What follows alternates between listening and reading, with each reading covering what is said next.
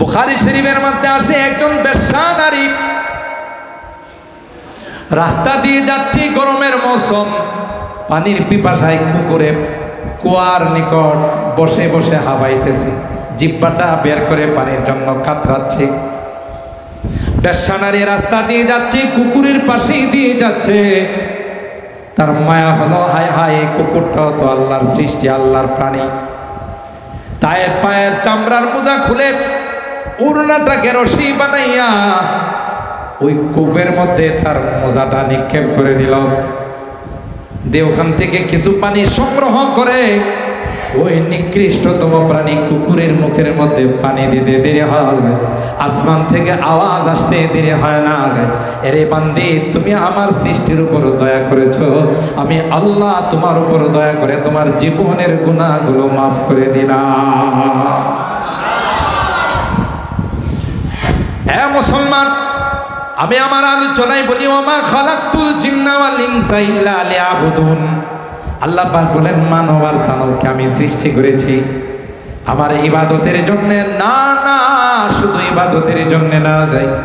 উলামায়ে কেরাম মুফাসসিরিনে কেরাম তার তাফসীর করেন লিয়ারিফুন, আল্লাহকে চেনার জন্য।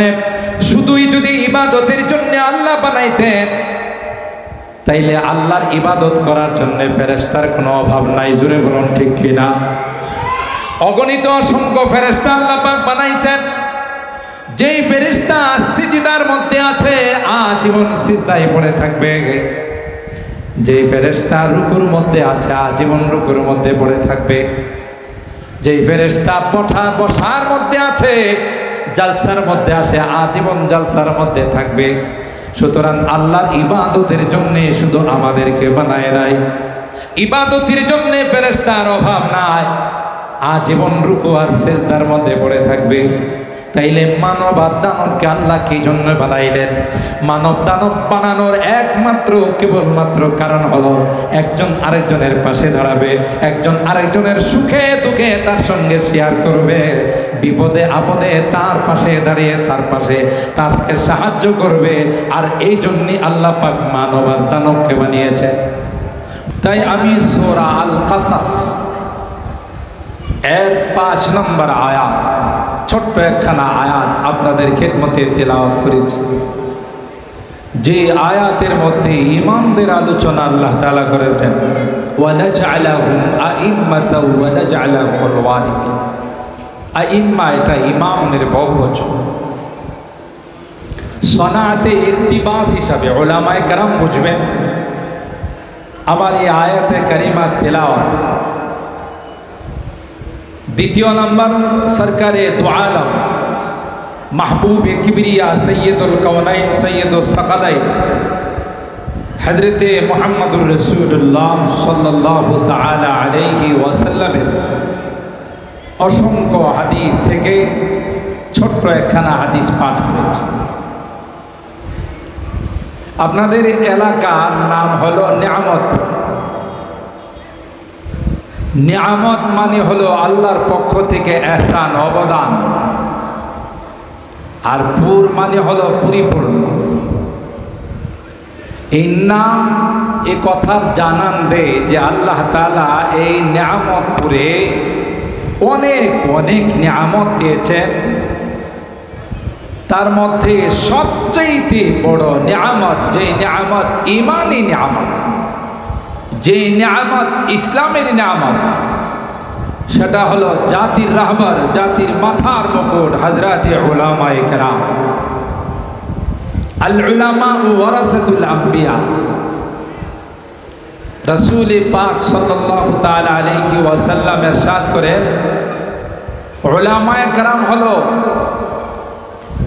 নবীদের ওয়ারিস। শুধু আমার ওয়ারিস বলেন নাই, যে আল উলামা ওয়ারাসাতি বলেন নাই, ওয়ারাসাতুল আম্বিয়া। সকল নবীদের ওয়ারিস, উত্তরাধিকার। কিসের? কোনো ধন সম্পদের নয়, টাকা পয়সার নয়। ওয়া ইন্নামা ওয়ারাসুল ইলম, ইলমে ওহীর ওয়ারিস, ইলমে নববীর ওয়ারিস।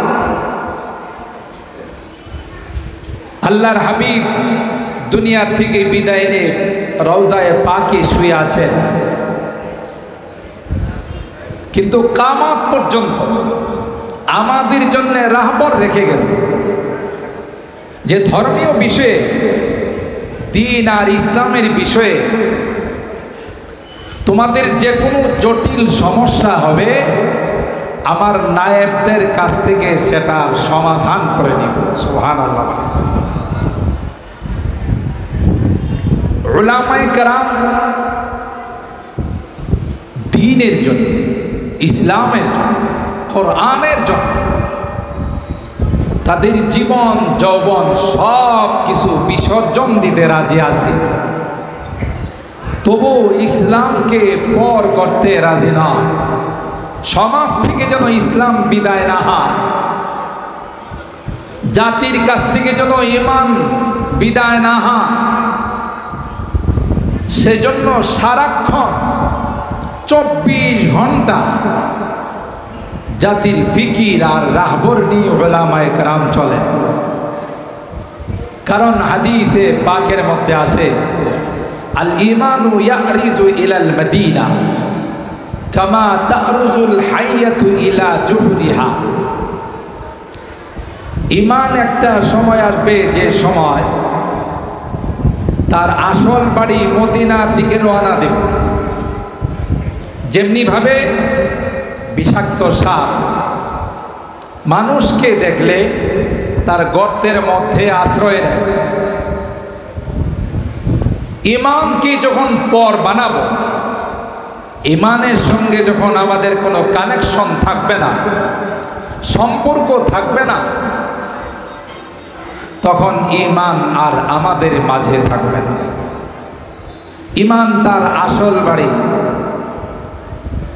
মদিনার দিকে রওনা দেবে। সে ঈমান যেন আমাদের মাঝে জিন্দা থাকে, ইসলাম যেন প্রতিষ্ঠিত থাকে, এ একটাই মাত্র উলামায়ে কেরামদের মিশন। জাতি যেন ঈমান শূন্য না হয়, জাতি যেন ইসলাম শূন্য না হয়, সেই ফিকির নিয়ে উলামায়ে কেরাম রাত দিন 24 ঘন্টা জাতির পিছনে মেহনত করেন। আর সেই জন্যই আল্লাহর হাবিব বলেন, আল উলামা ওয়ারাসাতুল আম্বিয়া। আমাদের মাঝে এখন যে হালত, যে অবস্থা, যে কোনো বিজাতীয় কালচার আমাদের কাছে খুব আপন মনে হয়, খুব মডার্ন মনে হয়, খুব আধুনিক মনে হয়। অথচ নবীওয়ালা কালচার শুধুই ওই সময়ের জন্যই ছিল না, কিয়ামত পর্যন্ত আনেওয়ালা উম্মতির জন্য আল্লাহর হাবিব তার পবিত্র জীবন আদর্শ, পবিত্র সুন্নাতগুলো আমাদের মাঝে রেখে গিয়েছেন। বর্তমান সময়ের বৈজ্ঞানিকরা, দার্শনিকরা আমার রসুলের প্রতিটা সুন্নত নিয়ে চুল চেরা বিশ্লেষণ করে। এরা দেখে আল্লাহর হাবিবের প্রত্যেকটা সুন্নত মানব দেহের জন্যে, মানব জাতির জন্যে যেমনি ভাবে পরকালীন উপকারী, ঠিক তদ্রূপ দুনিয়ার লাইনেও দেহের জন্যে অনেক বড় উপকারী এক একটা সুন্নত। সুবহানাল্লাহ। তো সেই সুন্নত যেন আমাদের মাঝে জিন্দা থাকে, আমরা যেন সুন্নত হারা না হয়, আমরা যেন বিজাতীয় কালচারকে আমাদের জন্য আপন মনে না করি। যতই সুন্দর হোক, এই বিজাতীয় কালচারের মধ্যে কোনো কল্যাণ, বিজাতীয় কালচারের মধ্যে কোনো ফালা আর সফলতা নেই। ফালা আর সফলতা আল্লাহর হাবিবের পবিত্র জীবন আদর্শের মধ্যে। আর সেই জন্যই সূরাতুল আহজাবের 21 নম্বর আয়াতে আল্লাহ তাআলা বলেন, লাকাদ কানা লাকুম ফি রাসূলিল্লাহি উসওয়াতুন হাসানাহ। আমার হাবিবের জীবন আদর্শের মধ্যে, তার গোটা জিন্দেগীর মধ্যে আমি আল্লাহ তোমাদের জন্য উত্তম আদর্শ রেখে দিয়েছি। যে কোনো সেক্টরে, যে কোনো লাইনে তোমরা যদি আমার হাবিবকে ফলো করো, একজন আদর্শ মানুষ হিসাবে তাকে তোমরা সামনে পাবে। সেই জন্যেই আল্লাহর হাবিব সাল্লাল্লাহু তাআলা আলাইহি ওয়াসাল্লাম গোটা কোরআনে কারিমে বাস্তব নমুনা ছিলেন। আম্মা জান আয়েশা সিদ্দিকা রাদিয়াল্লাহু তাআলা আনহাকে যখন আল্লাহর হাবিবের আখলাক নিয়ে, চরিত্র নিয়ে জিজ্ঞাসা করা হলো, আম্মা জান তখন জবাব দিয়েছিলেন, কানা খুলুকুহু আল কোরআন। তোমরা আমার নবীর জীবন আদর্শ নিয়ে জিজ্ঞাসা করতেছ, জানতে চাচ্ছ? গোটা কোরআনে কারীম বিসমিল্লাহর বাদ থেকে নিয়ে সূরা নাসের সিন পর্যন্ত গোটা কোরআনে কারীম হলো আল্লাহর হাবিবের পবিত্র জীবন আদর্শ। সুবহানাল্লাহ। আল্লাহর হাবিব কোরআনে কারীমকে বাস্তব জীবনে রূপ দিয়েছেন। কোরআনে কারীমে আল্লাহ তাআলা যা ইরশাদ করেছেন তার বাস্তব রূপদাতা হলেন আল্লাহর হাবিব সাল্লাল্লাহু তাআলা আলাইহি ওয়াসাল্লাম। আল্লাহ পাক কোরআনে কারীমে ইরশাদ করেছেন, আকিমুস সালাহ, তোমরা নামাজ কায়েম করো। আর সেই নামাজ বাস্তবে আল্লাহর হাবিব পড়ে আমাদেরকে শিক্ষা দিয়েছেন, এইভাবে নামাজ পড়তে হবে। সাল্লু কামা রাআইতুমুনি উসাল্লি, তোমরা এমন ভাবে নামাজ পড়ো যেইভাবে আমাকে নামাজ পড়তে দেখেছো। আমি যেইভাবে তোমাদেরকে ওযু করিয়ে বাস্তব রূপ তোমাদের সামনে পেশ করেছি, আমি নামাজ পড়ে বাস্তব রূপ তোমাদের সামনে পেশ করেছি, তোমরা সেইভাবে নামাজ পড়ো। জীবনের প্রত্যেকটি ক্ষেত্রে, প্রত্যেকটি সেক্টরে আল্লাহর হাবিব তার বাস্তব নমুনা আমাদের সামনে রেখে গিয়েছেন। আর এই জন্যই আম্মা জান জবাব দিয়েছেন, কানা খুলুকুহু আল কোরআন। গোটা কোরআনে কারীম হলো আল্লাহর হাবিবের পবিত্র জীবন আদর্শ। সুবহানাল্লাহ। বিজাতীয় কালচার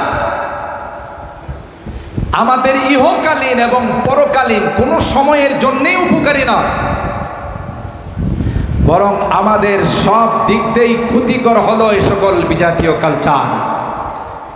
আমাদের সমাজে যারা একটু আধুনিক হয়,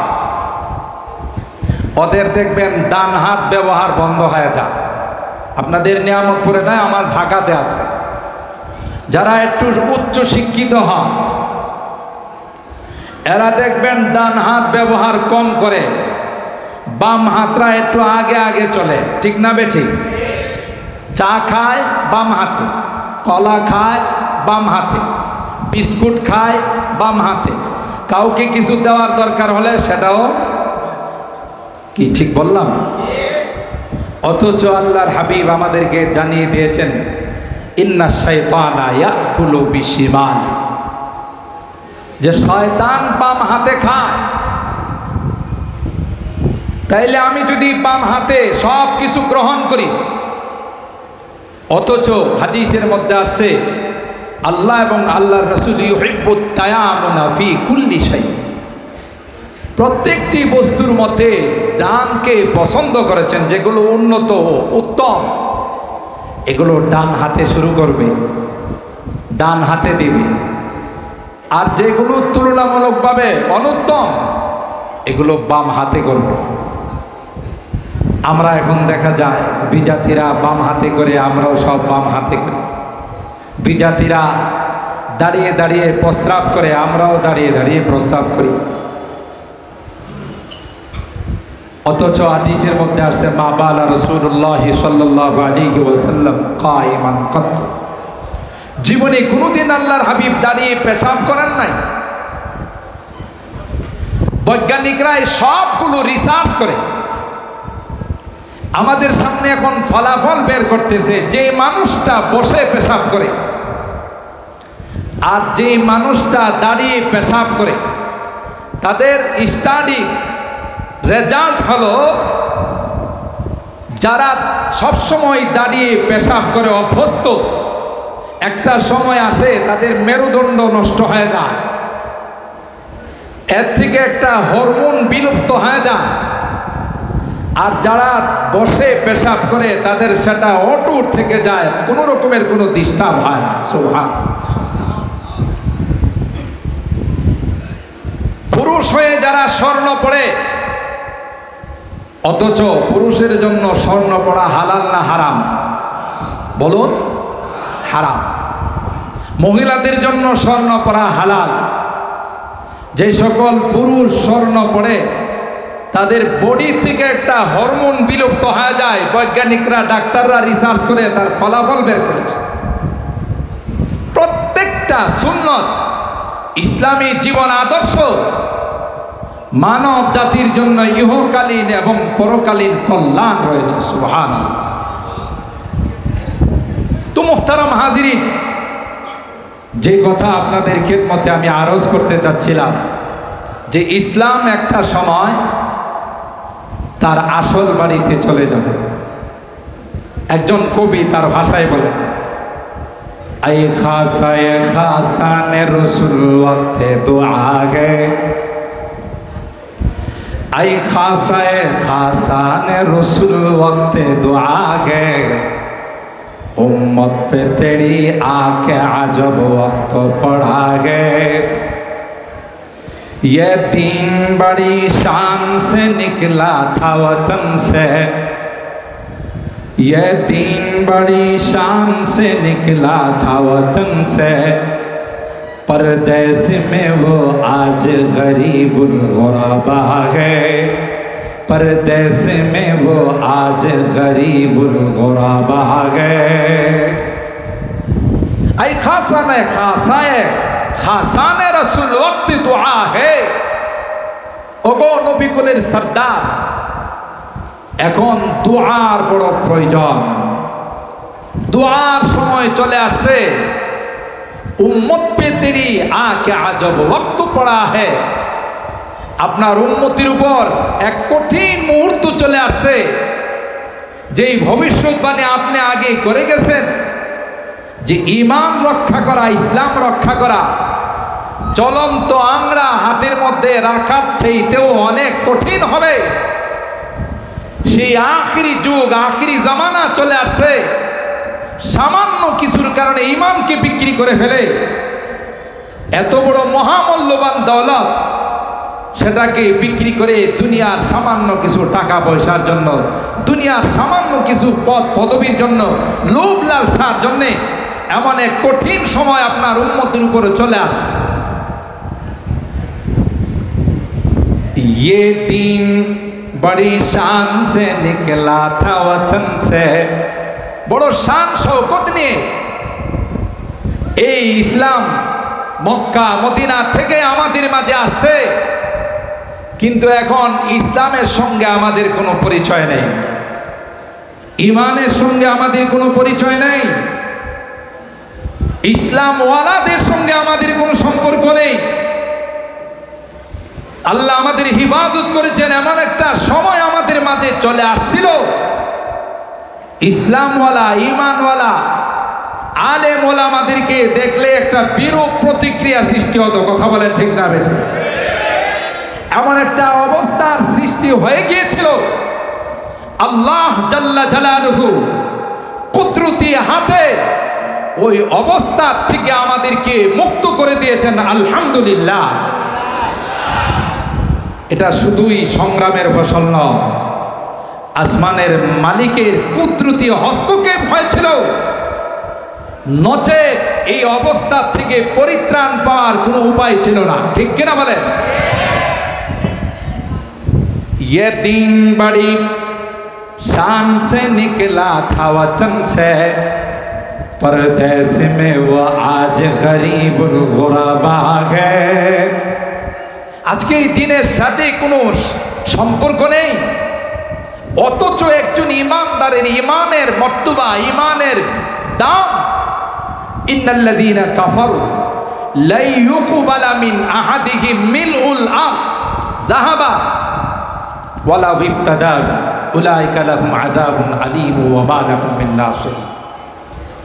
একটা রিকশাওয়ালা, একটা ভ্যান চালক, একটা দিন মজুর, তার ইমানের এত দাম, ইমানের এত মূল্য, গোটা বিশ্ব যদি স্বর্ণ রূপা দিয়া পরিপূর্ণ করে দেওয়া হয় আর কাউকে যদি তার মালিক বানিয়ে দেওয়া হয়, সে যদি কিয়ামতের কঠিন ময়দানে তার ইমানের বিনিময়ে আল্লাহর দরবারে পেশ করে লা ইউকবালা মিন আহাদিহিম, আল্লাহ বলেন একজন রিকশাওয়ালার ইমানের বিনিময় গোটা পৃথিবীর স্বর্ণ রূপা দিয়েও হবে না। সুবহানাল্লাহ।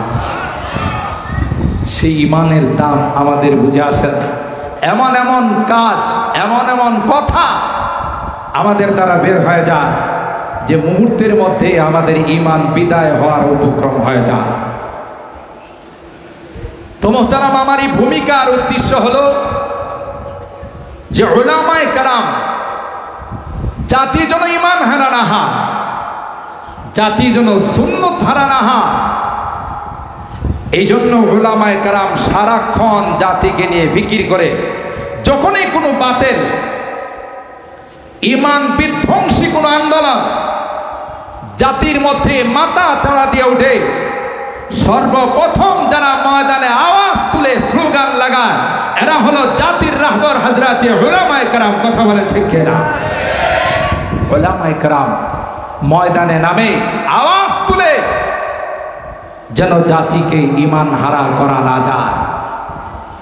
আমি যে আয়াতে কারিমা তিলাওয়াত করেছি, এই আয়াতে কারিমা 20 নম্বর পারা, সূরা আল কাসাস এর 5 নম্বর আয়াত।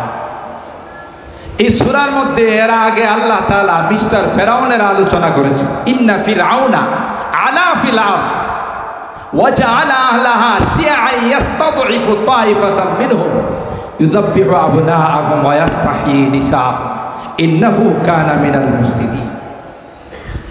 আল্লাহ তাআলা ফিরআউনের ঘটনা বর্ণনা করে এখানে আমাদেরকে জানান দিচ্ছেন যে ফিরআউন দুনিয়ার পদ পদবি পাওয়ার পর একটা পর্যায়ে এতটাই বেপরোয়া হয়ে গিয়েছিল ফেরাউন, আপনারা জানেন একটা পর্যায়ে নিজেকে রব দাবি করেছে। নাউজুবিল্লাহ কবেন না? কি দাবি করছে? শুধু রব না, রব্বে আলা ফাহাশারা ফানাদা ফাকালা আনা রব্বুকুমুল আলা। নিজেকে বড় রব দাবি করেছিল। তার এই সুখ শান্তি, আরাম আয়েশ, উন্নতি, দুনিয়ার তারাক্কি, এগুলো এমন একটা পর্যায়ে তাকে পৌঁছে দিয়েছিল যে নিজেকে নিজে রব দাবি করতে বাধ্য। মুফাসসিরিনে কেরাম তার আরেকটা কারণ লেখেন, খুব খেয়াল করবেন। ফেরাউনের কোনো অসুখ বিসুখ হতো না। সাধারণভাবে মানুষের ঠান্ডা লাগলে কাশি হয়, জ্বর হয়। ফেরাউনের কোনো অসুখ বিসুখ হতো না। এটাকে পুঞ্জি করে ইবলিস তাকে ধোঁকা দিল যে দেখো তোমার কি কোনোদিন কোনো অসুখ বিসুখ হয়, পেটের ট্রাবল, জ্বর, সর্দি, কাশি? ফেরাউন বলল না। অন্যান্য মানুষের হয় না? বলে হ্যাঁ।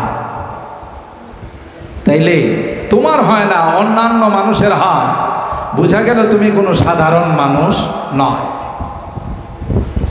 যদি হতে তাইলে তোমার অসুখ বিসুখ হতো, যেহেতু হয় না বোঝা গেল তুমি অন্যান্য মানুষের মতো মানুষ নয়।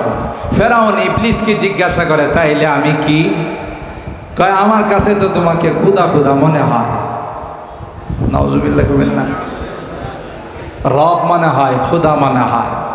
ফেরাউন কয় কথাটা খারাপ কেউ নাই, আমারও এরকমই মনে হচ্ছিল কিন্তু কোনো সহযোগী পাচ্ছিলাম না। এবার তুমি যেহেতু বলছো তাই আমি নিজেই রব।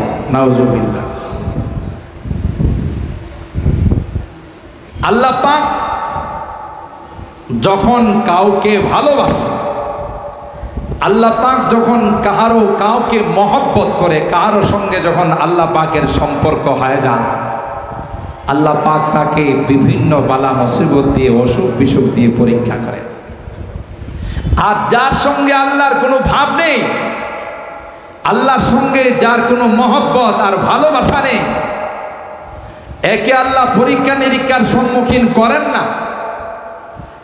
তার রশিটা আল্লাহ পাক ছেড়ে দেন। সানাস্তাদরিজুহুম মিন হাইসু লা ইয়ালামুন ওয়া উমলি লাহুম ইন্না কাইদি মাতিন।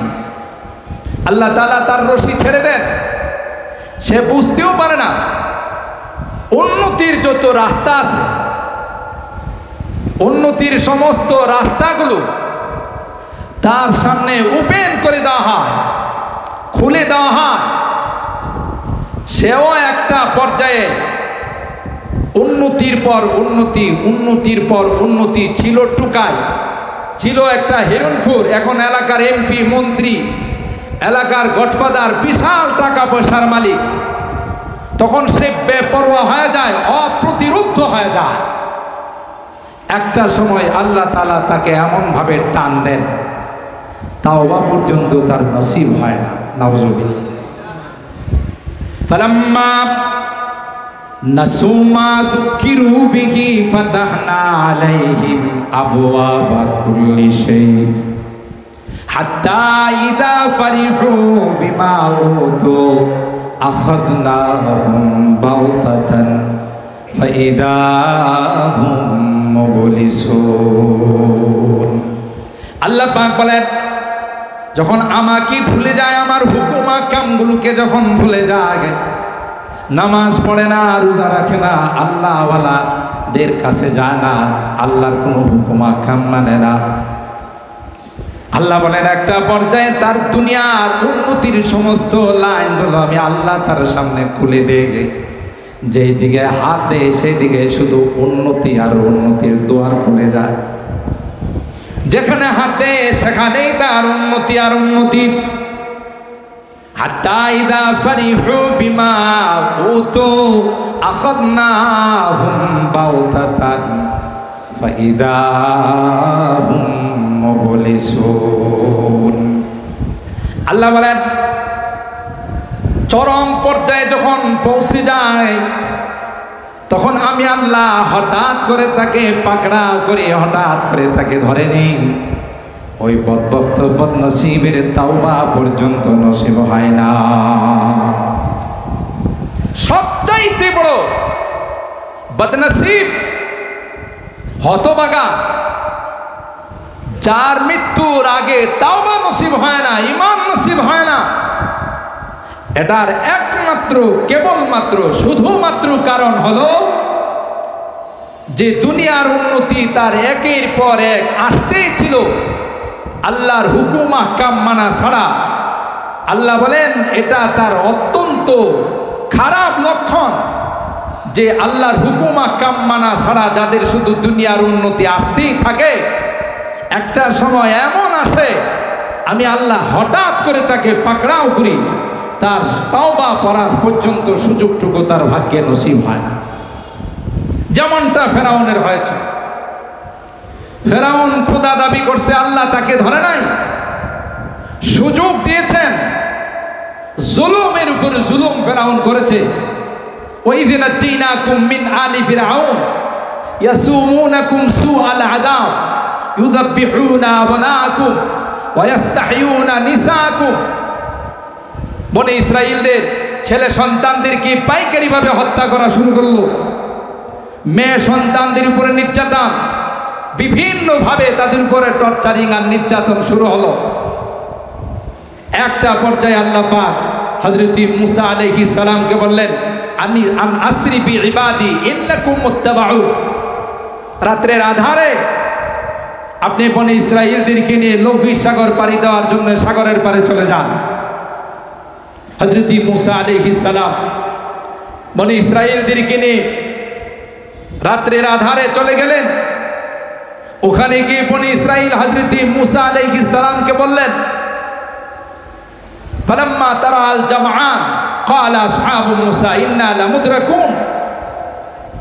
হে মূসা, পিছন দিয়ে ফেরাউনের বাহিনী আসতেছে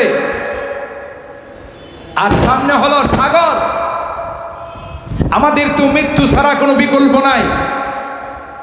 হযরত মূসা আলাইহিস সালাম তাদেরকে বলেছিলেন, ক্বালা কাল্লা ইন্না মাইয়া রাব্বি সায়াহদিন। অসম্ভব, এমনি এখানে আমরা আসি নাই, মালিকের অর্ডারে আমরা এখানে আসছি। বিধায় তিনি আমাদেরকে ফেরাউনের হাতে বা সাগরে ডুবিয়ে আমাদেরকে তিনি মারবেন না, তিনি অবশ্যই আমাদেরকে সাহায্য করবেন। হযরত মূসা আলাইহিস সালামকে আল্লাহ বলেন, আনিদরিব বিআসাকাল বাহর, আপনি সমুদ্রের মধ্যে লাঠি দিয়ে আঘাত করেন। সাথে সাথে 12টা কার্পেটিং রাস্তা সেতু আল্লাহ বানাই দিলেন। হযরত মূসা আলাইহিস সালাম বনি ইসরাঈলদেরকে নিয়ে সাগর পাড়ি দিয়ে উপরে চলে গেলেন। পিছন দিয়ে ফেরাউন আসলো, তার দলবল নিয়ে, তার বাহিনী নিয়ে ফেরাউন আসলো। আসার সময় তিনি দেখেন যে লোহিত সাগরের মধ্যে এখনো ওই রাস্তাগুলো নষ্ট হয় নাই, ব্রিজগুলো এখনো ভাঙে নাই। তার সকল বাহিনীকে অর্ডার দিল। আর কি বলছে জানেন? সে বলে যে দেখো আমি কত পাওয়ারফুল বাদশা, মিশরের রাজ সিংহাসনে বসে আমি শুধু ইশারা করেছি, সাগরের মধ্যে 12টা পদ্মা সেতু হয়ে গেছে, এটা আমার পাওয়ার। আলাইসালি মুলকু মিসরা ওয়া হাদিহিল আনহারু তাজরি মিন তাহতি আফালা তুবসিরুন আম আনা খায়রুম মিন হাদাল্লাযী হুয়া মাহিন ওয়া লা ইয়াকাদু ইউবিন। এরপরও কি তোমরা আমার ক্ষমতা বুঝো না? এই মূসার কথা মতো তোমরা চলো, আমি কত পাওয়ারফুল। সিংহাসন থেকে ইশারা করলাম, সাগরের মধ্যে কার্পেটিং রাস্তা হয়ে যায়, সাগরের মধ্যে সেতু হয়ে যায়। অথচ এই সেতু কি ওই বানাইছেন? আল্লাহ বানাইছেন, বানাইছেন আল্লাহ। আর কৃতিত্ব নেকে বলুন ফেরাউন। আল্লাহ পাক রব্বুল আলামিন ওইগুলোকে অটুট রেখে দিলেন। ফেরাউন তার বাহিনী নিয়ে যখন মাঝখানে চলে গেছে, মাঝ সাগরে, আল্লাহ তাআলা এই সেতুগুলোকে, রাস্তাগুলোকে অর্ডার দিলেন যে তোমরা আপসে মিলে যাও, আর দরকার নেই। সবগুলোকে পানিতে ডুবিয়ে আল্লাহ তাআলা তাদেরকে বিনা হিসাবে জাহান্নামে পাঠাইছে। আর ফেরাউন ওই মুহূর্তে অন্তিম সময়ে যখন সে মারা যাচ্ছে, তখন ক্বালা আমানতু বিল্লাহিল্লাযী আমানাত বিহি বানু ইসরাঈল ওয়া আনা মিনাল মুসলিমিন। তখন বলে আল্লাহ, বনি ইসরাঈল যে রবকে বিশ্বাস করেছে, আমিও সেই রবকে বিশ্বাস করলাম। আমি তোমার একত্ববাদকে স্বীকার করে নিলাম, আমি একজন পাক্কা মুসলমান। আল্লাহ পাক তখন ফেরাউনকে কি জবাব দিয়েছে? আল-আন ওয়াকাদ আসাইতা ক্বাবলু ওয়া কুনতা মিনাল মুফসিদিন। আল্লাহ পাক ফেরাউনকে ডাক দিয়া বলেছিলেন, একদিন নয়, 2 দিন নয়, বহুদিন পর্যন্ত তোমাকে সুযোগ দিয়েছিলাম, কিন্তু ফেরাউন তোমার কপালে ঈমান নাই।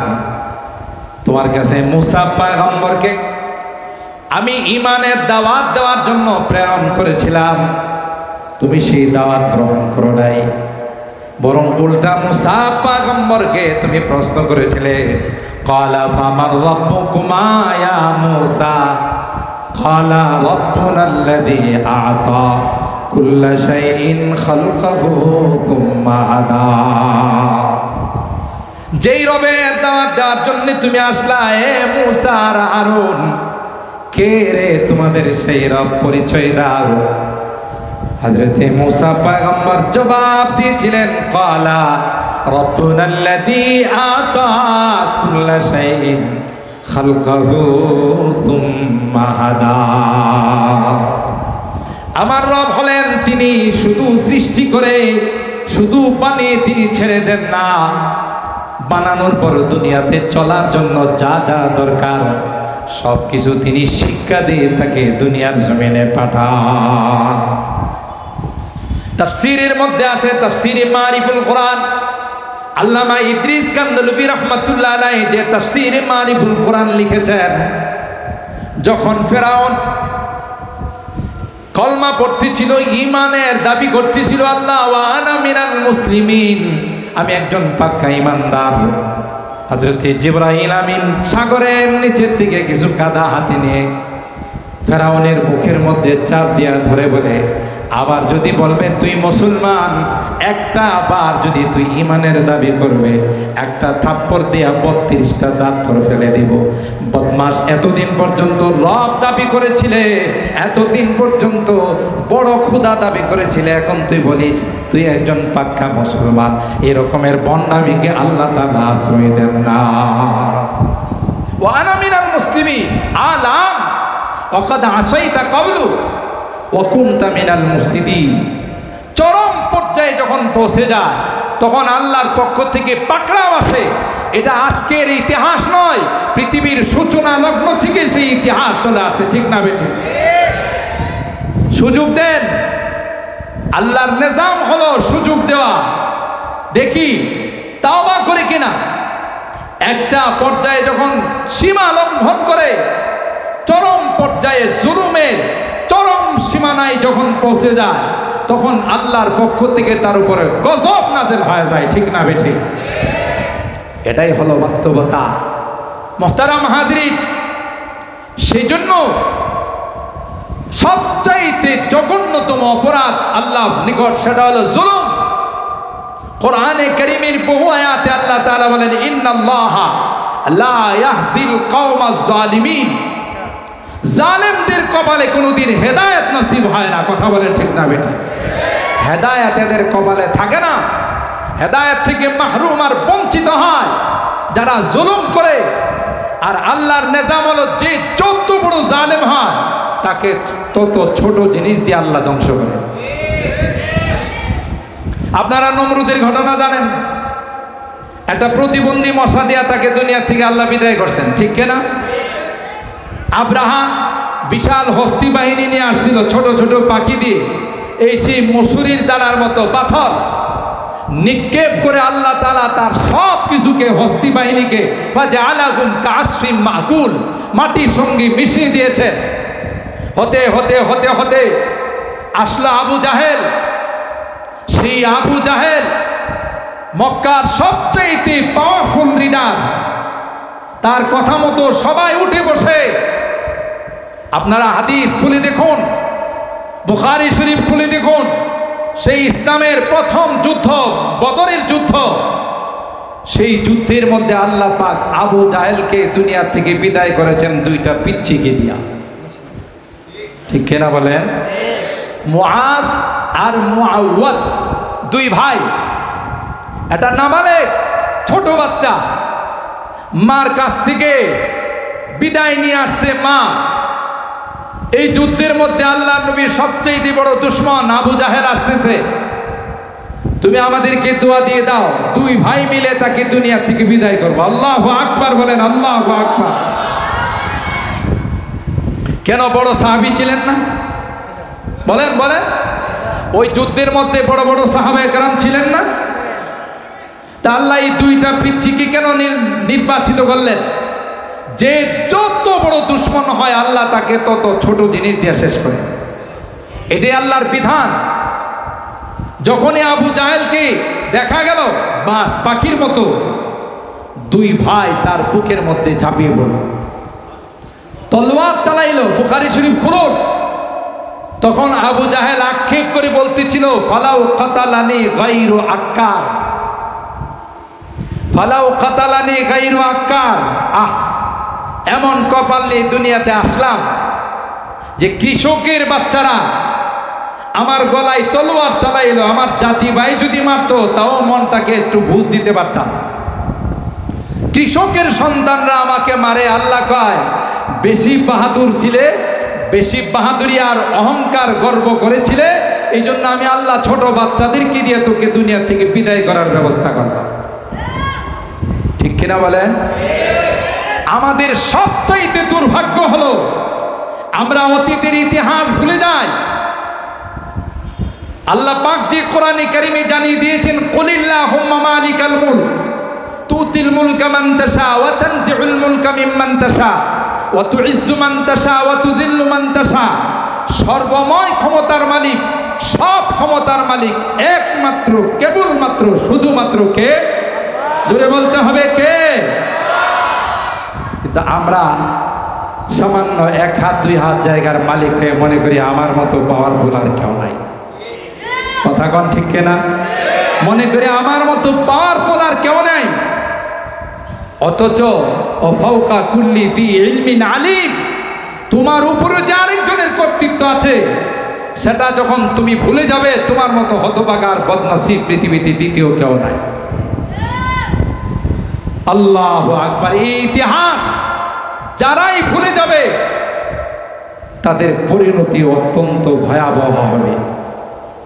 অতীতের ইতিহাস, বর্তমান ইতিহাস, কিয়ামত পর্যন্ত এই ইতিহাস থেকে আমাদের সবক নিতে হবে যে কেউ বাহাদুরি করে আল্লাহর জমিনে রক্ষা পাবে না। যখন আল্লাহ পাক ধরবে কেউ তাকে বাঁচাইতে পারবে না। তো ভাই, যে কথা আপনাদের খিদমতে আরজ করতেছিলাম, উলামায়ে কেরাম, এই যে আল্লাহ তাআলা বললেন ওয়া নাজআলাহুম আইম্মাতাও ওয়া নাজআলাহুমুল ওয়ারিসিন, ফেরাউনের এই নির্যাতন চলতে চলতে একটা পর্যায়ে পিঠ দেওয়ালে ঠেকে গেল।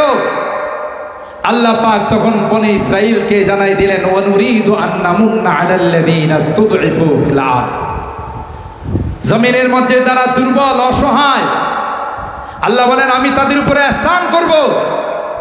ওয়া নাজআলাহুম আইম্মা, সমাজের নেতৃত্ব কর্তৃত্ব আমি আল্লাহ তাদের হাতে দিয়ে দিব। সুবহানাল্লাহ বলেন। ফেরাউনের বংশধরের কোনো খবর নেই। শেষ পর্যন্ত আল্লাহ তাআলা বনি ইসরাইলের হাতে কর্তৃত্ব দিলেন। কে দিয়েছেন? আল্লাহ পাক দিয়েছেন। এখানে আল্লাহ এই শব্দটা উচ্চারণ করেছেন ওয়া নাজআলাহুম আইম্মাতাও ওয়া নাজআলাহুমুল ওয়ারিসিন। এই জন্যে পৃথিবীতে যে নিজেকে যত বেশি ছোট মনে করবে তার মর্যাদা আল্লাহ তত বাড়িয়ে দিবে। যে যত নিজেকে বড় মনে করবে, মান তাকাব্বারা ওয়াদাআহুল্লাহ, অহংকার করবে, বাহাদুরি দেখাবে, আল্লাহ পাক তাকে তত নিচে নিক্ষেপ করবেন। ঠিক না বেঠিক? আমার নবী কত উপাধি, আল্লাহ তাআলা কত নাম দিয়েছেন, কিন্তু আল্লাহর হাবিবের কাছে সবচেয়ে বড় লকব, সবচেয়ে প্রিয় উপাধি ছিল আব্দুল্লাহ ওয়া রাসূল। তিনি আল্লাহর বান্দা। তিনি বলেন আমি আল্লাহর বান্দা, আল্লাহর গোলাম। এটা প্রকাশ করতে আমার কাছে সবচেয়ে স্বাচ্ছন্দ্য বোধ হয়। সুবহানাল্লাহ। আল্লাহর হাবিব রাত্রি দাঁড়িয়ে আল্লাহর ইবাদত বন্দেগী করে পাও মোবারক ফুলে যায়। তাওয়াররামাত কাদামাহু। সাহাবায়ে কেরাম বলেন আল্লাহর পয়গম্বর এত মেহনত কি জন্য করেন? কাদ গফারাল্লাহু লাকা মা তাকাদ্দামা মিন যামবিকা ওয়া মা তাআখার। আল্লাহ পাক তো আপনার আগের পরের সমস্ত গুনাহগুলো মাফ করে দিয়েছেন। কি জন্য এত কষ্ট করেন পয়গম্বর? সারা রাত দাঁড়ায়া আপনি আল্লাহর ইবাদত বন্দেগী করেন, কদম মোবারক ভুলে যায়। আল্লাহর হাবিব জবাব দেয় সাহাবীরা রে, আল্লাহ পাক যেহেতু আমার সব কিছু মাফ করে দিয়েছেন, আগের পরের সব গুনাহগুলো মাফ করে দিয়েছেন, এর শুকরিয়া আদায় করার জন্য সারা রাত আমি আল্লাহর দরবারে দাঁড়িয়ে থাকি। আফালা আকুনা আবদান শাকুরা। আল্লাহর শুকরগুজার বান্দা হওয়ার জন্য আমি যেন আল্লাহর বান্দাদের দপ্তরের মধ্যে একজন শুকরগুজার, একজন কৃতজ্ঞ বান্দা হিসাবে আমার নামটা লিখাইতে পারি, এই জন্য সারা রাত আমি আল্লাহর দরবারে দাঁড়িয়ে থাকি। আমার নামটা যেন আল্লাহর বান্দাদের লিস্টের মধ্যে আমার নামটা উঠে যায়, আর এই জন্যে সারা রাত আমি দাঁড়িয়ে থাকি। আমার ভাইরা, যারা যত বিনয়ী হয় আল্লাহ পাক তাদেরকে তত বেশি উপরে মর্যাদা দিয়ে দেন। হযরতে বেলাল হাবশী রাদিয়াল্লাহু তাআলা, হাবশী গোলাম ছিলেন, কালো গোলাম। আবার তার চেহারাটা ছিল কালো, ঠোঁটগুলো ছিল মোটা, মাথার চুলগুলো ছিল কোঁকড়ানো। আল্লাহ পাক হযরতে বেলালে হাবশী রাদিয়াল্লাহু তাআলা আনহুর মর্যাদা এত বাড়িয়ে দিয়েছেন, এত বাড়িয়ে দিয়েছেন।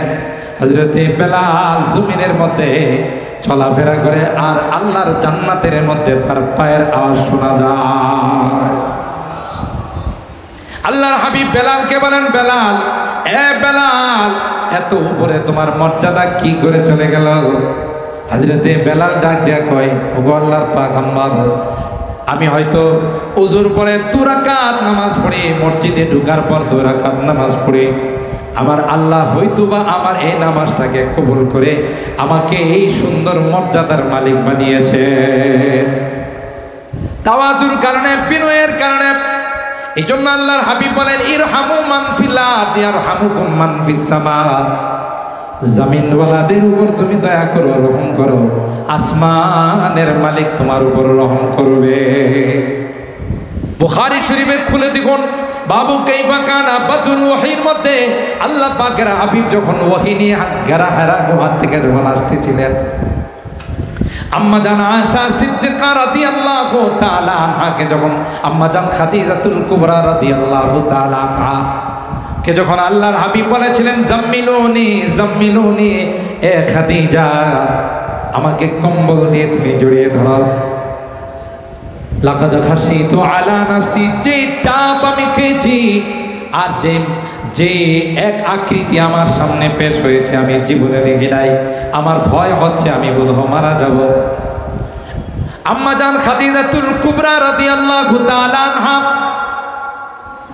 কি জবাব দিয়েছিলেন আল্লাহ হাবিবকে? কাল্লা ওয়াল্লাহি মা ইউখজিকাল্লাহু আবাদা, না না না, আল্লাহর কসম করে আমি বলতে পারি আপনার মতো মহামানবকে আল্লাহ পাক কোনোদিন অপমানিত করবেন না। কেন? তার কারণ বলেছিলেন, ইন্নাকা লাতাসিলুর রাহিম ওয়া তাকসিবুল মাদুম ওয়া তাকরিজ যায়ফ ওয়া তুঈনু আলা নওয়াইবিল হক। ওগো পয়গম্বর, আপনার মধ্যে যে বৈশিষ্ট্যগুলো আছে, আপনি মানুষের সেবা করেন, বিপদে মানুষের পাশে গিয়ে আপনি দাঁড়ান, দুর্যোগ আসলে মানুষকে আপনি সহায়তা করেন, বিপদে পড়লে মানুষকে আপনি সান্ত্বনা দেন পয়গম্বর। আর এই বৈশিষ্ট্যগুলো যার মধ্যে আছে, আমার দিলে কর আল্লাহ পাক তাকে কোনোদিন কোনো সময় তাকে অপমান করবেন না। মুহাদ্দিসিন ইকরাম লেখেন, আম্মা জান আল্লাহর হাবিবের ওই বৈশিষ্ট্যের আলোচনা করেছেন, ওই গুণগুলোর আলোচনা করেছেন যেগুলো সামাজিক মানুষের খেদমতের সাথে জড়িত।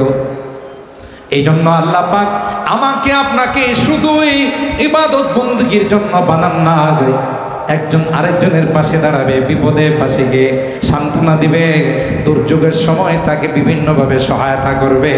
আর এই জন্যই আল্লাহ পাক রব্বুল আলামিন আমাকে আপনাকে বানাইছে। दर्द दिल के वास्ते पैदा किया इंसान को, दर्द दिल के वास्ते पैदा किया इंसान को, वरना ताअत के लिए कुछ कम न था करो बया। মানুষ মানুষের জন্য। আর এই কথায় আল্লাহর হাবিব বলেন, ইরহামু মান ফিল আরদ ইয়ারহামুকুম মান ফিস সামা। এই ইমামদের জামাত, উলামাদের জামাত, আমি তো অনেক সময় আমার মাহফিলে বয়ানে বলে থাকি যে উলামায়ে কেরামদেরকে লক্ষ্য করে, যে আলেম উলামাদেরকে কটাক্ষ করে কখনো বলা হয় তো এরা রাজাকার, এরা মৌলবাদ, এরা জঙ্গিবাদ, এরা সন্ত্রাসী। আমি আমার বয়ানে বলি, আল্লাহর কসম করে যদি বলি, উলামায়ে কেরাম যদি ইংরেজদের বিরুদ্ধে সংগ্রাম না করতেন, তাহলে আজকে আমরা এই স্বাধীন বাংলাদেশ আমাদের নসিব হতো না। আমাদের আকাবের, আমাদের দেওবন্দির উলামায়ে কেরাম নিজের জান বাজি রেখে ইংরেজদের বিরুদ্ধে সংগ্রাম করেছেন। তাই ভারত উপমহাদেশ ইংরেজদের হাত থেকে মুক্তি মুক্তি অর্জন করেছে, ভারত উপমহাদেশ হয়েছে তো পাকিস্তান হয়েছে, পাকিস্তান হয়েছে তো পূর্ব পাকিস্তান, পশ্চিম পাকিস্তান হয়েছে, পূর্ব পাকিস্তান হয়েছে তো স্বাধীন বাংলাদেশ হয়েছে। কথা বলেন ঠিক কিনা? তাইলে স্বাধীনতার মূলে, স্বাধীনতার গোড়ায় যদি আমরা ইতিহাস তালাশ করি, সেখানেও দেখা যাবে উলামায়ে দেওবন্দের অবদান সবচেয়ে বড় অবদান ছিল। কথা বলেন ঠিক কিনা? আল্লামা রিয়াসত আলী বিজনুরী রাহিমাহুল্লাহ তিনি তার তারানায়ে দারুল উলুমের মধ্যে একটা জায়গায় এই ইতিহাসের কথাই উল্লেখ করেছেন যে দেখো, আজকে তোমরা স্বাধীনতা নিয়ে মনে করো তোমাদের অর্জিত স্বাধীনতা না, গোড়াতে তালাশ করো, ইতিহাসের গভীরে যাও, তখন তোমরা পাবে এই স্বাধীনতার পিছনে উলামায়ে দেওবন্দের অবদান ছিল। इस्लाम के इस मरकज से हुई तकदीस आया आजादी की। দারুল উলুম দেওবন্দের দিকে ইঙ্গিত করে বলা হচ্ছে যে ইসলামের এই কেন্দ্র থেকে সর্বপ্রথম স্বাধীনতার আওয়াজ উঠেছে। সুবহানাল্লাহ।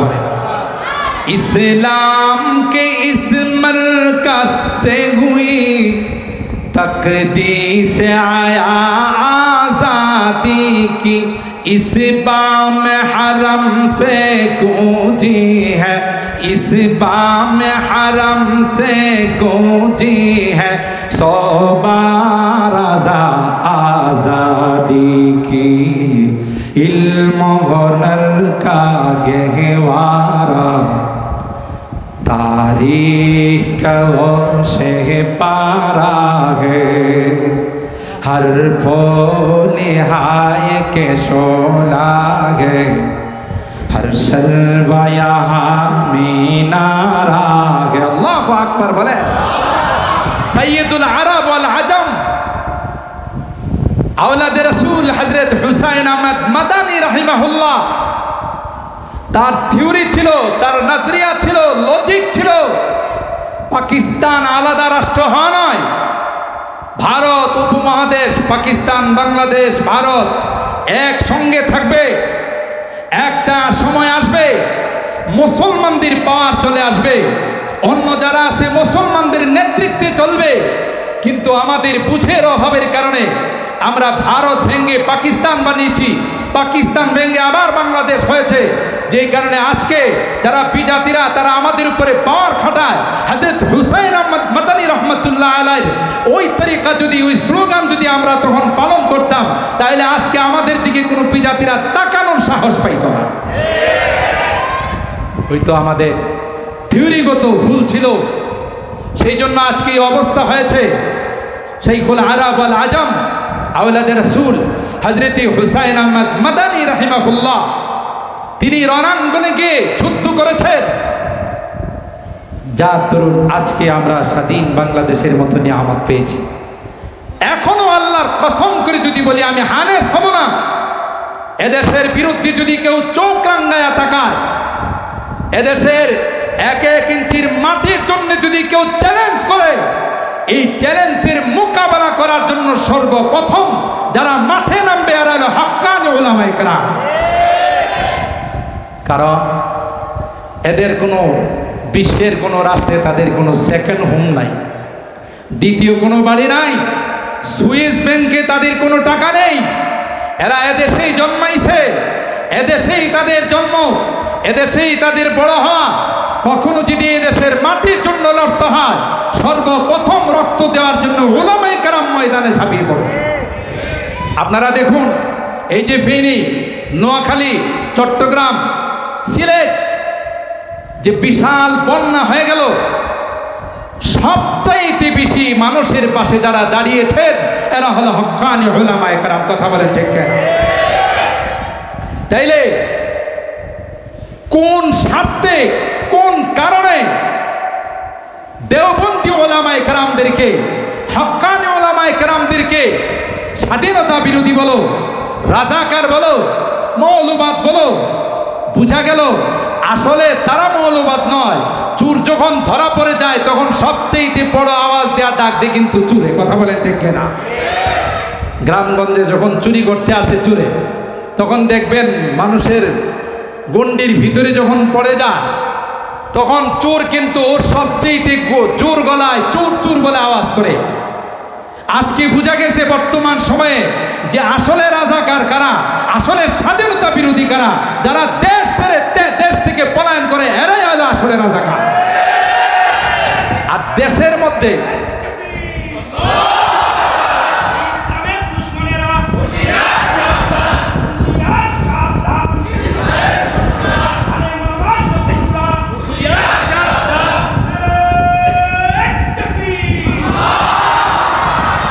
শুধু বলার জন্য বলা নয়, বুঝার জন্য বলছি। আলেম ওলামারা এরা সবচেয়ে দেশপ্রেমী, কথা বলে ঠিক কিনা? দেশের মানুষের যখনই কোনো দুর্যোগ আসে, দেশের মানুষের যখনই কোনো বিপদ আসে, সবার আগে যারা দাঁড়ায়, সবার আগে সহযোগিতার হাত যারা বাড়ায়, এরা হলো নায়েবে রাসূল ওয়ারাসাতুল আম্বিয়া হযরত উলামায়ে কেরাম। কথা বলে ঠিক না বেঠিক? আপনাদের ইমাম ওলামা পরিষদ তার ব্যতিক্রম নয়। এরাও শুধুই যে ইমানের খেদমত করে যাচ্ছে, দ্বীনের খেদমত করে যাচ্ছে তা নয়। যখনই কোনো অসহায়, বিধবা, গরিব, কোনো দুর্যোগে মানুষ নিপতিত হয়, এই সংগঠন কায়েম করার পিছনে এটা একটা মহৎ উদ্দেশ্য যে মানুষের যখনই দুর্যোগ আসবে, বিপদে পড়বে, তখন বিপদে মানুষের পাশে দাঁড়ানো। কারণ এটা অনেক বড় ইবাদত যে মানুষের জন্য মানুষের পাশে দুর্যোগের সময় তাদের পাশে দাঁড়ানো, এটা অনেক বড় ইবাদত। আর এই জন্যেই আল্লাহ তাআলা মানব আর দানবকে সৃষ্টি করেছেন, শুধুমাত্র ইবাদতের জন্য আল্লাহ সৃষ্টি করেন নাই। কথা বলেন ঠিক কিনা? সম্মানিত সুধী, এই উলামায়ে কেরাম, ইমাম উলামা ঐক্য পরিষদ এখানে কায়েম করার পিছনে তাদের একটি মহৎ উদ্দেশ্য হলো যেমনিভাবে ইমানের খেদমত করে যাবে, তেমনিভাবে যত অনিসলামিক কার্যকলাপ আছে সমাজে যেন কোনো রকমের কোনো গুনাহ আর নাফরমানি, আল্লাহর গজবের কোনো কাজ যেন হতে না পারে। এটা উলামায়ে কেরামের দায়িত্ব, আল্লাহ প্রদত্ত দায়িত্ব, নবী প্রদত্ত দায়িত্ব। আর আমরা যারা মুসলমান আছি, ইমানদার আছি, আমাদের কর্তব্য হলো তাদের পাশে থেকে তাদেরকে উৎসাহিত করা, তাদেরকে সহযোগিতা করা। কথা বলেন ঠিক না বেঠিক? কারণ যেই সমাজে, যেই দেশে, যে এলাকাতে গুনাহ, ওই এলাকায়, ওই দেশে আল্লাহর গজব নেমে আসে। কথা বলেন ঠিক কিনা? কারণ ওয়াইয়াকা ওয়াল মাসিয়া ফাইন্না বিল মাসিয়াতি হাল্লা সাখাতুল্লাহ। আল্লাহর হাবিব যে কয়টা উপদেশ দিয়েছিলেন এর মধ্যে একটা গুরুত্বপূর্ণ উপদেশ ছিল ওয়াইয়াকা ওয়াল মাসিয়া, সাবধান, কোনো গুনাহ করা যাবে না। কেন? গুনাহ করলেই আল্লাহর গজব জমিনের মধ্যে নেমে আসে। ঠিক না বেঠিক? এই গুনাহ থেকে জাতিকে ফেরানোর জন্যে হযরতে উলামায়ে কেরাম, আইম্মায়ে মাসাজিদ, খোতাবায়ে মাসাজিদ এটা আল্লাহ প্রদত্ত দায়িত্ব পেয়েছে, আল্লাহ প্রদত্ত অধিকার পেয়েছে। তারা যখন আপনাদেরকে গুনাহ থেকে বারণ করার জন্যে, আপনাদেরকে যখন বলবে, হয়তোবা সাময়িক আপনাদের কষ্ট লাগবে। ইমামদের জামাত, উলামাদের জামাত, যেই বাড়িতে বিবাহ শাদী হয়, দেখা যায় ওখানে গান বাজনা, বাদ্যযন্ত্র, গায়ে হলুদ, গায়ে মরিচের নামে যত অশালীন কাজ হয়, হয় না? হয় না? আপনাদের এদিকে মনে হয় না? গায়ে হলুদের নামে যত বেহায়ামি, যত অশ্লীলতা, যত নোংরামি আছে সবগুলো হয়।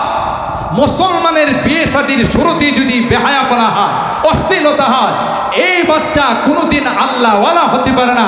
এই পরিবার থেকে যে সন্তান আসবে এটা এরশাদ শিকদার হবে, কালা জাহাঙ্গীর হবে, টুকাই সুমন হবে, মুরগি মাসুদ হবে, ওই শির মতো বদমাশ হবে। কথা বলেন ঠিক না? কারণ গোড়া যে নষ্ট করে দিয়েছেন আপনি, গোড়া দিয়ে যে নষ্ট করে দিয়েছেন, গান দিয়া যেটা আবিষ্কার করছেন। কথা বলেন ঠিক কিনা? এই জন্য বহু এলাকায় আলহামদুলিল্লাহ যুবকরা সংগঠন করে করে এলাকার মুরব্বীদেরকে নিয়ে সকল বেহায়াপনার থেকে একটা গায়ে হলুদের নামে, আমি সাথে গায়ে মরিচ লাগাই। এই জন্য আরিফ বিন হাবিব সাহেব একদিন বললেন, হুজুর এই শব্দ তার শুনলাম না। আমি বললাম, মানুষ নাচে কখন? যখন কোনো না কোনো দিক দিয়ে তাকে কোনো কিছু লাগায় খুঁচা দেওয়া হয়। কথা বলেন ঠিক কিনা? যখন ডেস্কের সামনে এইভাবে নাচানাচি শুরু করে, বোঝা গেল শয়তানে তাকে খুঁজা দিছে, মরিচ লাগাইছে। কথা বলেন ঠিক কিনা? এই জন্য আগে বলি গায়ে মরিচ, এরপর হলো গায়ে হলুদ। কথা বলেন ঠিক কিনা? এগুলো সব শয়তানের কাজ। মুসলমানের বিয়ে শাদীতে কোনোদিন নাফরমানি হতে পারে না। আর এটা যদি হয়, অন্য মুসলমানদের দায়িত্ব হলো তার থেকে এই এলাকার মানুষকে, এই পরিবারের মানুষকে বারণ করা। আর তা যদি না করেন, যখন গজব আসবে আপনাকে সহ গজবে নিপতিত হতে হবে। কথা বলেন ঠিক কিনা? আলহামদুলিল্লাহ, আমাদের ইমাম ওলামা পরিষদ, আমি আসার পর তাদের যে কার্যক্রম, এই যে ফিনিতে বন্যা হলো, এখান থেকে আপনাদের কাছ থেকেই আপনারা সহযোগিতা করেছেন। ইমাম ওলামা পরিষদের ওলামায়ে কেরামের একটা একটা দল আপনাদের এই আমানতগুলোকে অসহায় মানুষের কাছে পৌঁছে দিয়ে আসছেন। এটাও একটা অনেক বড় খেদমত।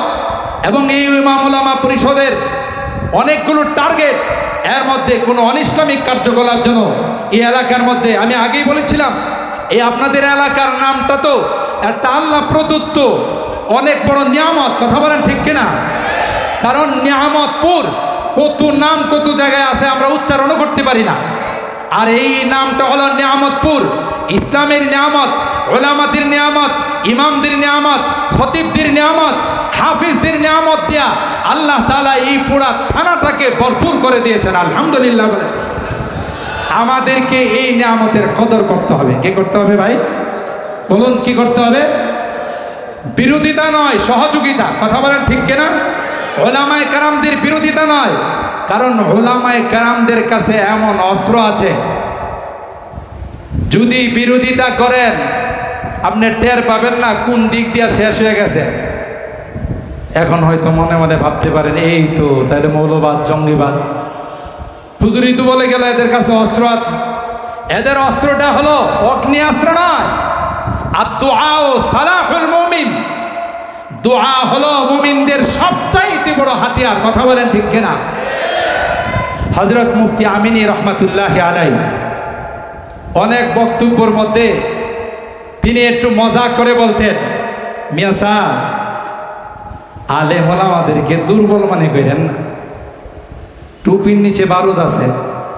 সুবহানাল্লাহ। কম টুপির নিচে কি আছে? বারুদ আছে। যেই রুহানি শক্তি ওলামায়ে কেরাম রাখেন, নায়েবে রাসূলরা যেই রুহানি শক্তি রাখেন, আপনার হাজার অস্ত্র এই রুহানি শক্তির সামনে দাঁড়াইতে পারবে না। হাজার অস্ত্র পারবে না। কোরআনের সূরা নমল খুলে দেখুন, কি রুহানি শক্তি। অনেক লম্বা ঘটনা। হযরত সুলাইমান আলাইহিস সালাম যখন বিলকিসের সিংহাসন উপস্থিত করার জন্য বলেছিলেন, ইফরিতুম মিনাল জিন, একজন জিন বলেছিল, আনা আতিকা বিহি ক্বাবলা আন তাকুমা মিন মাকামি, আমি জাহাপনা আপনার এই সিংহাসন আপনি বসার থেকে দাঁড়ানোর আগে আগেই পেশ করে দিতে পারবো। ওয়া ইন্না আলাইহি লাকাবিয়্যুন আমিন। হযরত সুলাইমান পয়গম্বর বলেছিলেন, এর চেয়ে আরো দ্রুত গতিতে কেউ পারবা কিনা, কারো কাছে এরকম শক্তি আছে কিনা? সুবহানাল্লাহ বলেন। আজকের মাহফিলের সভাপতি হযরত দাঁড়িয়ে বললেন যে, হ্যাঁ জাহাপনা, আপনি যদি পারমিশন দেন তাহলে আমি আপনার সামনে এই অবিকল সিংহাসন যেইভাবে সেট আপ দেওয়া আছে, কোনো ব্যতিক্রম হবে না, কোনো নড়চড় হবে না, সেইভাবে আপনার সামনে পেশ করে দিতে পারবো। এই শক্তি আল্লাহ আমাকে দিয়েছেন। সময় কতটুক নিবা? ক্বাবলা ইয়ারতাদ্দা ইলাইকা তরফু, আপনার চোখের পাতি পলক মারার আগে আমি সেটা পেশ করে দিতে পারবো।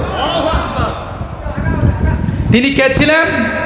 তিনি ছিলেন ক্বালাল্লাযী ইনদাহু ইলমুম মিনাল কিতাব, যার সিনার মধ্যে আসমানি কিতাবের ইলম ছিল। আল্লাহু আকবার বলেন। কি ছিল? আসমানি কিতাবের ইলম। বুঝা গেল নায়েবে রাসূল যারা হয়, ওয়ারাসাতুল আম্বিয়া যারা হয়, তাদের রূহের মধ্যে, তাদের সিনার মধ্যে আল্লাহ তাআলা এমন রূহানি শক্তি রেখে দিয়েছেন, এমন কুওয়াত আল্লাহ রেখে দিয়েছেন, যে কুওয়াত আর যে শক্তির মোকাবেলা করার ক্ষমতা পৃথিবীর কারো। কিন্তু নায়েবে রাসূল আল্লাহর হাবিবের কাছ থেকে সে আখলাক আর আদর্শ পেয়েছেন। যে তোমার সঙ্গে যদি কেউ খারাপ আচরণ করে, ইদফা বিল্লাতি হিয়া আহসান ওয়া ইযা খাতাবাহুমুল জাহিলুনা ক্বালু সালামা। তোমাদের সঙ্গে যদি কেউ খারাপ আচরণ করে, তোমরা সালাম দিয়ে চলে আসো, তোমরা তার সঙ্গে ভালো আচরণ করো। সালমান কাতাকা ওয়া আফু আম্মান যালামাকা ওয়া আহসিন ইলা মান আসাআ ইলাই। এই আদর্শ আল্লাহর নবী আমাদেরকে শিখিয়ে গিয়েছেন। এই জন্য মুফতি আমিনী রহমাতুল্লাহ আলাইহি বলেন, ওলামায়ে কেরাম যখন হাত উঠাবে আল্লাহর দরবারে, এই হাত উঠাইতে দেরি হবে, আল্লাহর আরশ পর্যন্ত যাইতে দেরি হবে না। ঠিক কিনা বলেন? ভাই আমার সময় শেষের দিকে চলে আসছে, এই জন্য আমি আপনাদেরকে যে বিষয়গুলো অনুরোধ করে বলে যাব, দুনিয়াতে যে যাকে ভালোবাসবে পরকালে তার সঙ্গে তার হাসর। আলমারউ মা মান আহাব্বা। আল্লাহর হাবিব বলেন, তোমার দুনিয়াতে যার সঙ্গে সম্পর্ক ছিল, যার সঙ্গে তোমার উঠা বসা ছিল, হাসরের ময়দানে আল্লাহ তাআলা তার সঙ্গে তোমার হাসর নসিব করবেন। সুবহানাল্লাহ। আপনার যদি মহব্বত আর ভালোবাসা থাকে আলেম ওলামাদের সাথে, নায়েবে রাসূলদের সঙ্গে, ওয়ারাসাতুল আম্বিয়াদের সঙ্গে, যেদিন আল্লাহর ওলিরা নায়েবে রাসূলরা আল্লাহর জান্নাতে যাবে, সেদিন আপনাকে আমাকে ফেলে যাবেন না। কথা বলেন ঠিক কিনা? একজন আলেম, হাদিসের মধ্যে আসে, তার কোনো সংখ্যা নেই, যা ইচ্ছা, ফামা যান্নুকুম বিল্লাযী আমিলা বিহাযা, যত ইচ্ছা তত সুপারিশ করে আল্লাহর জান্নাতে নিয়ে যাবেন। সুবহানাল্লাহ বলেন। তাইলে ভাই, কিয়ামতের কঠিন ময়দানে যেদিন কেউ আমার আপনার আপন হবে না, কেউ আমার আপনার সঙ্গে হবে না, বরং আপনজন সব পর হয়ে যাবে। ইয়াউমা ইয়াফিরুল মারউ মিন আখিহি ওয়া উম্মিহি ওয়া আবিহি ওয়া সাহিবাতিহি ওয়া বানি লিকুল্লি ইমরিইম মিনহুম ইয়াউমা ইযিন শা'নু ইউগনি। সব আমার আপনার সঙ্গে সম্পর্ক ছিন্ন করে পর হয়ে যাবে। সেই কঠিন দিনে আপনার সঙ্গে যদি কোনো আলেম ওলামাদের সম্পর্ক থাকে, মহব্বত আর ভালোবাসা থাকে, মসজিদ মাদ্রাসার সঙ্গে সম্পর্ক থাকে, তালেবে ইলমদের সঙ্গে সম্পর্ক থাকে, নায়েবে রাসূলদের সঙ্গে সম্পর্ক থাকে, তখন আপনি বুক ফুলায়া বলতে পারবেন যে অমুক হুজুরের সঙ্গে, অমুক আলেমের সঙ্গে, অমুক ইমামের সঙ্গে আমার মহব্বতের সম্পর্ক ছিল, আমার কলবি তাল্লুক ছিল। আল্লাহ, আমি তাকে এই জন্যই ভালোবেসেছিলাম যেন আজকের এই কিয়ামতের কঠিন ময়দানে আমার কাজে আসে। আল্লাহ পাক বলবেন, যাও, যেহেতু তার সঙ্গে তোমার ভালোবাসা ছিল, আমি আল্লাহ তার সঙ্গে তোমার জান্নাতের ফয়সালা করে দিলাম। সুবহানাল্লাহ। সাহাবী একজন আল্লাহর হাবিবের দরবারে এসে বললেন, মাতা সা, ইয়া রাসূলুল্লাহ, কিয়ামত কখন হবে? আল্লাহর হাবিব তাকে জিজ্ঞাসা করলেন, ওমা আ'দাত্তা লাহা, তুমি যে কিয়ামত সম্পর্কে জিজ্ঞাসা করতেছো, কিয়ামতের কি প্রিপারেশন আর কি প্রস্তুতি তুমি নিয়েছো? সাহাবী জবাব দিলেন, মা আ'দাত্তু লাহা কাসরাতা সালাতিন ওয়ালা সিয়াম ওয়ালা সাদাকা ওয়ালাকিন্নী উহিব্বুল্লাহ ওয়া রাসূল। আমার তেমন বেশি নামাজ রোজা নেই, ইবাদত বন্দেগী আমার তেমন বেশি নেই, তবে ওয়ালাকিন্নী উহিব্বুল্লাহ ওয়া রাসূল, আমার একটা সম্বল আছে, সেটা হলো আমি আল্লাহ এবং আল্লাহর রাসূলকে ভালোবাসি। সুবহানাল্লাহ বলেন। আল্লাহর হাবিব বললেন, সাহাবী, যদি তুমি সত্যই বলে থাকো আল্লাহ এবং আল্লাহর হাবিবকে তুমি ভালোবাসো, তাইলে আমি তোমাকে জানান দিলাম, আলমারউ মা'a মান আহাব্বা, আনতা মা'a মান আহবাবতা। দুনিয়াতে যে যাকে অন্তর দিয়ে ভালোবাসবে, কিয়ামতের কঠিন ময়দানে তার সঙ্গে আল্লাহ তাআলা তার হাসর নসিব করে দিবে। আমি এখানে আপনাদের একটি কথা বলে যাই, ভালোবাসা দুই রকম আছে, একটা হলো অন্তর দিয়ে ভালোবাসা, আরেকটা হলো উপরে উপরে ভালোবাসা। উপরে উপরে ভালোবাসা, দিল দিয়া ভালো না বাসা, মহব্বত না করা, এটা হলো মুনাফিকদের খাসলত, মুনাফিকদের চরিত্র। অন্তর দিয়ে ভালোবাসা, এটা হলো ইমানদারদের চরিত্র, মুসলমানদের বৈশিষ্ট্য। কোরআনে কারীমের সূরা তাহরিমের মধ্যে আল্লাহ পাক দুইটা ভালোবাসার দৃষ্টান্ত দিয়েছেন। হযরত নূহ পয়গম্বর, তিনি জালিলুল কদর পয়গম্বর ছিলেন, অথচ নূহ পয়গম্বরের স্ত্রী তিনি ছিল একজন কাফেরা। নূহ পয়গম্বরের সন্তান ছিল বেঈমান, হযরতে লূত পয়গম্বরের স্ত্রীও ছিল বেঈমান। আর এদিক দিয়া বিশ্ব সন্ত্রাস ফেরাউন, তার স্ত্রী ছিল হযরতে আসিয়া। তিনি ফেরাউনের স্ত্রী হওয়া সত্ত্বেও অন্তর দিয়ে ফেরাউনকে ভালোবাসে নাই, অন্তর দিয়ে ফেরাউনকে মহব্বত করে নাই। আর এদিক দিয়া নূহ পয়গম্বরের স্ত্রী হওয়া সত্ত্বেও, লূত পয়গম্বরের স্ত্রী হওয়া সত্ত্বেও পয়গম্বরকে অন্তর দিয়া ভালোবাসে নাই, পয়গম্বরকে অন্তর দিয়া মহব্বত করে নাই, পয়গম্বরের ঈমান তারা গ্রহণ করে নাই। আল্লাহ কোরআনে কারীমের মধ্যে বলেন, দারাবাল্লাহু মাসালাল লিল্লাযীনা কাফারু ইমরাআতা নূহি ওয়া ইমরাআতা লূত কানাতা তাহতা আবদাইনি মিন ইবাদিনা সালিহাইনি ফাখানাতাহুমা ফালাম ইউগনিয়া আনহুমা মিনাল্লাহি শাইআ ওয়া কিলা দুখুলান নারা মা'আদ দাখিলিন ওয়া দারাবাল্লাহু মাসালান লিল্লাযীনা আমানু ইমরাআতা ফিরআউন ইয ক্বালাত রাব্বি বিনিলি ইনদাকা বাইতান ফিল জান্নাহ ওয়া নাজ্জিনি মিন ফিরআউনা ওয়া আমালিহি ওয়া নাজ্জিনি মিনাল কওমিল যালিমিন। আল্লাহ বলেন, তোমাদের সামনে দৃষ্টান্ত পেশ করলাম, নূহের স্ত্রী হয়েও, লূত পয়গম্বরের স্ত্রী হয়েও এরা বিনা হিসাবে জাহান্নামে যাবে। নাউযুবিল্লাহ বলে, এত বড় পয়গম্বরের স্ত্রী হওয়া সত্ত্বেও পয়গম্বরের সঙ্গে ঘর সংসার করছে, পয়গম্বরের কাছ থেকে তাদের সন্তানাদি দুনিয়াতে আসছে, তারপরও আল্লাহ বলেন বিনা হিসাবে জাহান্নামী। পয়গম্বরকে ভালোবাসে, অন্তর দিয়ে ভালোবাসে না। যদি অন্তর দিয়ে ভালোবাসতো তাইলে পয়গম্বরের ধর্মটা নিজের ধর্ম বানাইতো। এদিক দিয়া হযরতে আসিয়া ফেরাউনের মতো এত বড় জালেম, যে নিজেকে খোদা দাবি করেছে, আসিয়া রাহিমাহুল্লাহ, আসিয়া ফেরাউনের ঘরের মধ্যে ছিল, ফেরাউনের ঘর সংসার করেছে, কিন্তু ফেরাউনকে অন্তর দিয়া ভালোবাসে নাই। এই জন্য আল্লাহ পাক আসিয়ার জন্য দুনিয়াতে জান্নাতের মাকামটা আল্লাহ দেখাই দিয়েছে।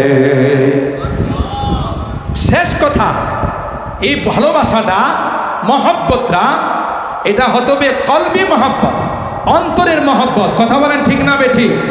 আমরা আলেম ওলামাদেরকে যতদিন বেঁচে থাকবো অন্তর দিয়ে মহব্বত করবো, ইনশাআল্লাহ বলেন, ইনশাআল্লাহ বলেন। হাত তুলেন, হাত তুলেন, হাত তুলেন। লিল্লাহে তাকবীর, লিল্লাহে তাকবীর।